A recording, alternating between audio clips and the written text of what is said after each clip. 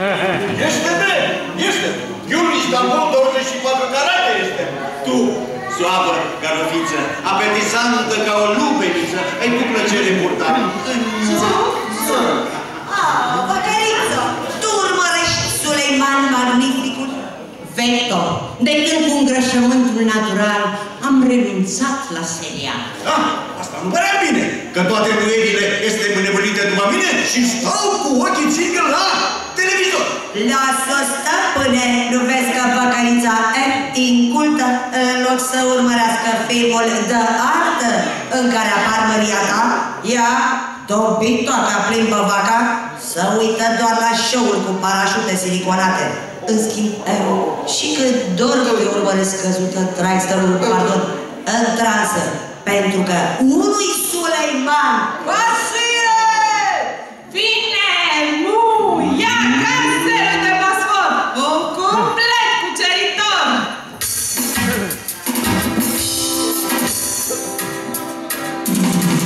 Dacă vrei să sper pe mine să câștigi un ban, dacă vrei să scapi de sensul șefului Ingurlan, dacă vrei să fii mai tare decât Superman, tu găsește-mă pe stică, eu sunt Suleiman! Suleiman, eu Suleiman, tu ești mai tare decât Superman. Și tot am trecut la viață, dar nu tot din drum, ca să-ți dau ție binețe, salam alecum, căci începe serialul după care mor, fiindcă tu ești cel mai tare fată de Bosfor. Suleiman, Suleiman, tu ești mai tare decât Superman. Suleimane, te dau naibii că ești infidel, tu arunci în stânga-dreapta câte unine, de-aia plec în lumea largă pe unde e apuc, și de peste Suleimane să fie unul! O Suleiman, Suleiman, plânge copilul de viveran. Băi, din România, cultivați-vă! Cu șavarii de învățați, îmbrăcați-vă! Veți vedea că niciun stat alături acostant? Bă, și găsiți să mă ierte, eu îmi facă să O Suleiman, Suleiman, dar merge la muncine Ramadan.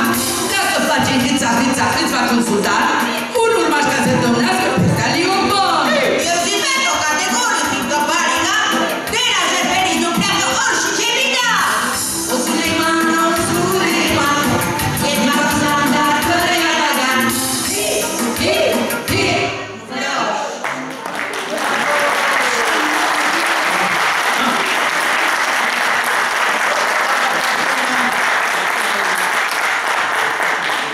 Tu, fosta mea captenă iubită, care mirosea mașanel zootehnic, de ce încăpățânată ești? Că așa vrea șalvarul meu. Malcapân! Încerca beta rămâream, că dacă nu rămâream, eu pe tine spulzuram. Aoleu, auziși, fa, amărât-o, adică să mă bățui o ștreană pentru o nenorocită de valică. Zic cu aviz, veto, fixear veto al dracului, boleandră spurcată ce ești. Ascultă, fa, mașină de rupe fără calcul, ai roșu pe tine? Vezi că eu în ciurdă am un taur. Stop!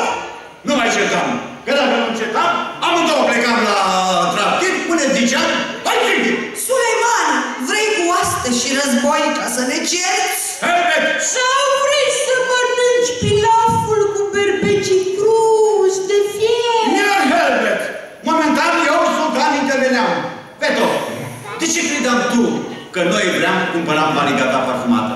Ca să cultivați legume și fructe competitive. Că fără valiga de la Jervenici veți rămâne nenorociți. Acum trăiți momentul când vă paște falimentul. Suleiman, lasă-mă să-i deschid ochii tâmpite.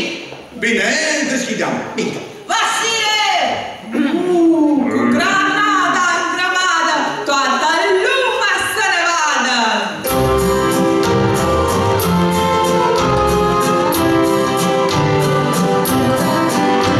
În ultima vreme, în Turcii, aici la grămadă.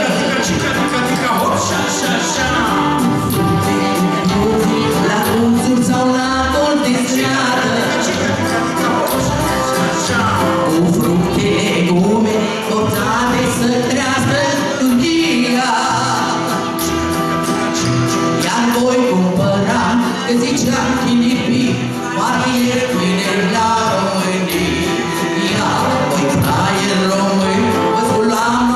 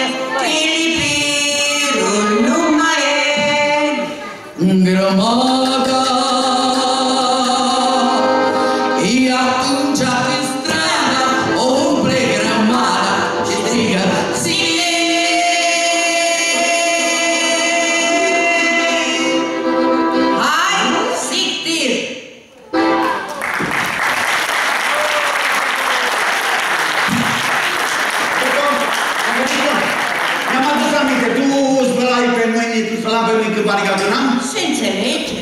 Că Hipocrat ne învață să avem mâinile curate, fără un pic de mizerie, ca nu cumva să intre în bănică vreo indezirabilă bacterie. La final, dăm cu spin medicinal. Alal. Vasile, tu ești prea deștept pentru un simplu văcat. Sunt autodidact. Sau, de ce nu intri în afaceri imobiliare? Adică din văcar și mulgător să devină antreprenor? Păi ce ai fi primul? Mărite, lasă-mă să-i fac acestei prințese a căcărezelor un control. Pentru că sultana nu are încredere în igiena ei. Bine, controlam. Vasile! Lili, tu vei da? Ritorne la camară.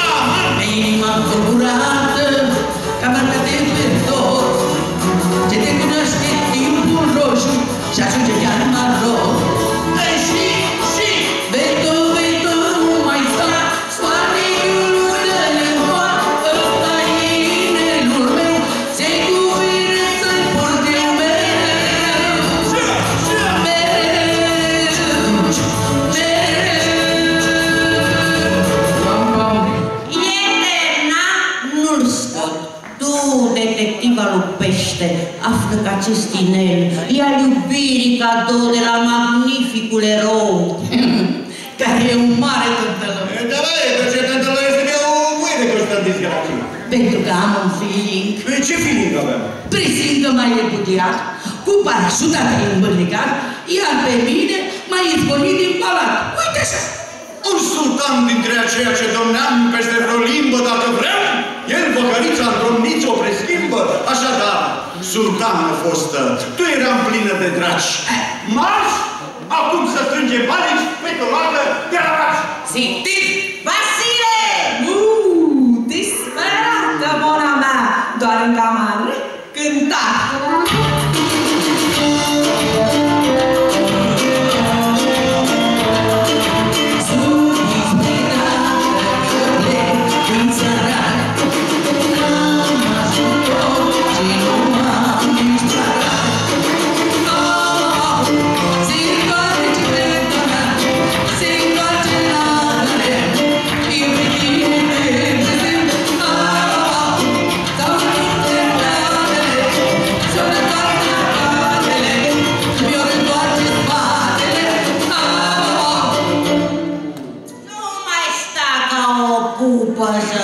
Treci de fă cafeaua și aprinde narghileaua mărețului sultan. Pe mine ai grijă să mă aperi de muște. Veto! E de te, ți-au venit cu stăcii. Păi ce? Nu mai ție? Gata! Gata! Război terminam. Acum bucuram că bariga le rezolva. Am zis. Vasile! Nu răspundeți. Vasile de la Vaș plecam, la turma de oi promovam. E clar, a început campania electorală. Vasilinu! Auzeam trei.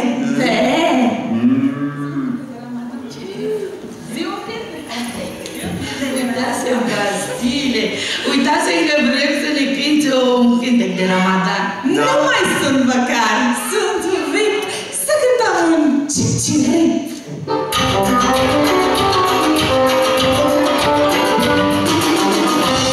Schimbătoare viața, chite și îmbrăgăriața, bate când rupe poata, și cu tine schimbă soarta.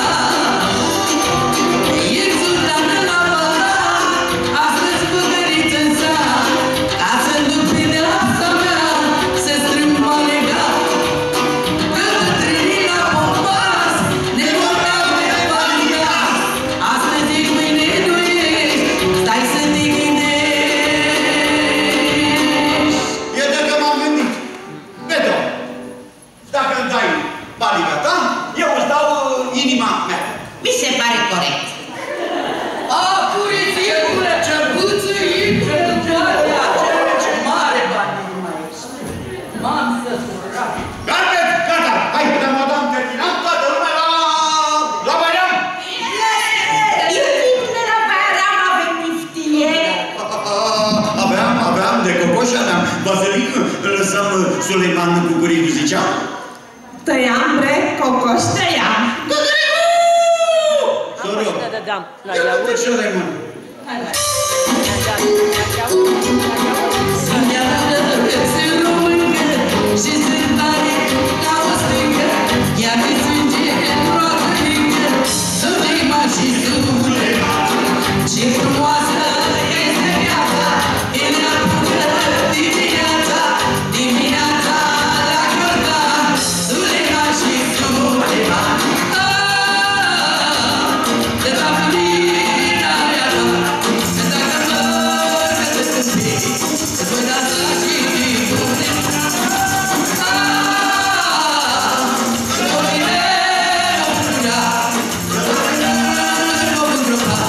Și până la Rio vom mânca.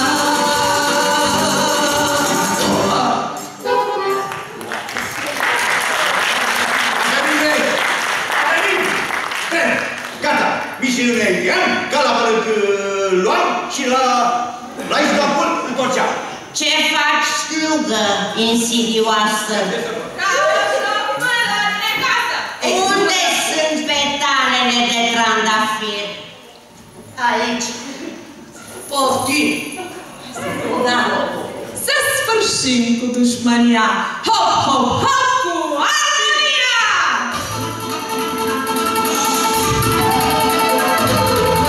Să cântăm cu purtare,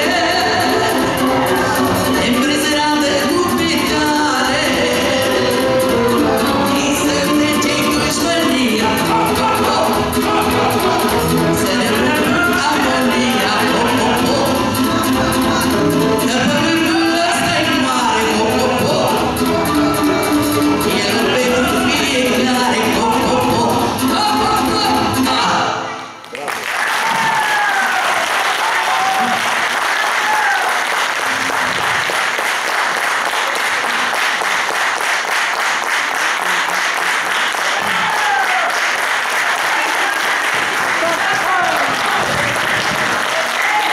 A fost o vreme când românul dorea să cumpere legume de pe meleaguri etrangere, din țări pretinse cu renume.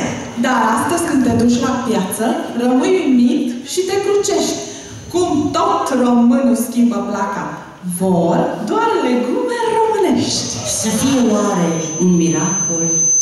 Pământul țării s-a schimbat, nici cum el e același Eden din veacuri binecuvântat. De aceea, draga românească, această moștenire scumpă strămoșească, a noastră fie veșteve, de țărnovine, naturcilitate, că ăsta vreau pământul român, dar de subțire, buzunarul, o să vin căldușit acum cu dolarul, negria,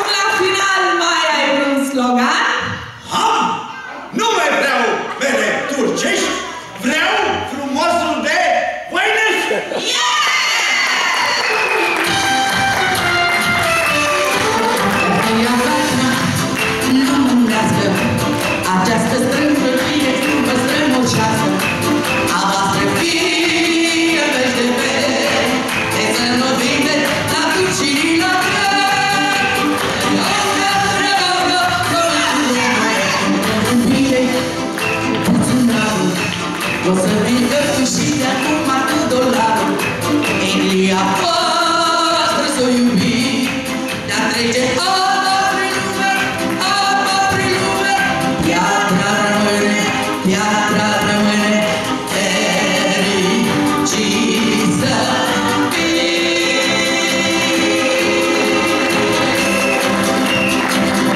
La mulți ani! La mulți ani pentru toate Dimitrele și toți Dumitrii. Și vă mulțumesc frumos că ați stat cu noi până la final. La mulți ani, Casa de Cultură! Mulțumim!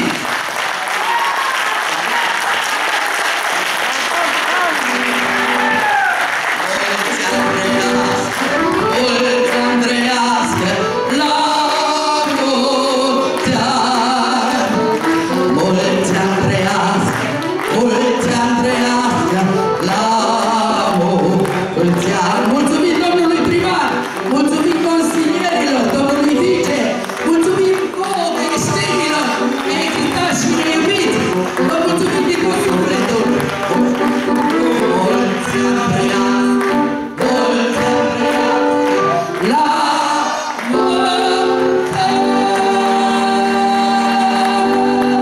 La mulți ani!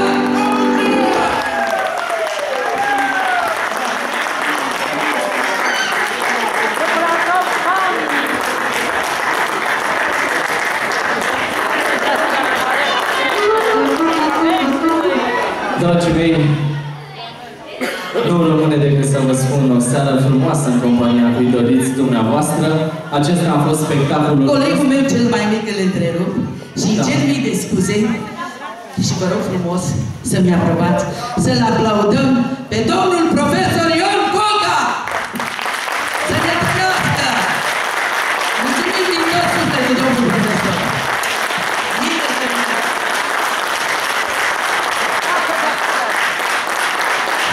Aplauzele pot continua și pentru dumneavoastră, pentru că este fix.